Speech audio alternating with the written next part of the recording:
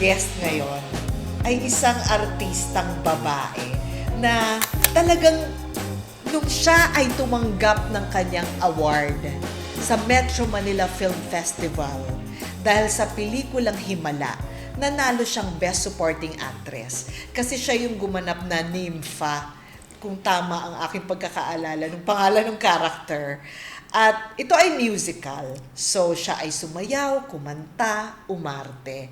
At yun nga, nakuha niya ang Best Supporting Actress. We had 5 shows a day. Okay. Pwedeng nag-high school musical ka sa labas, tapos papasok ka sa loob, in between, kasi mahaba yung show break Yes. May tina-timing nila parang 11 a.m., 12 noon, and then yung next show mo, pa-sunset. Baka 5 or baka 6. So yung in-between nun, kung kaya ko pa gumawa ng show, sa Golden Mickeys, papagawa nila ako ng show. Para kayong factory, no? Parang factory. Kada eksena kailangan umiyak, kailangan umiyak. Sobra. Sabi ni Angelica, ito din naman talaga kasi si Kaki Teodoro kasi kung makapag-prepare, wala pa naman, rehearsal pa lang, iyak na.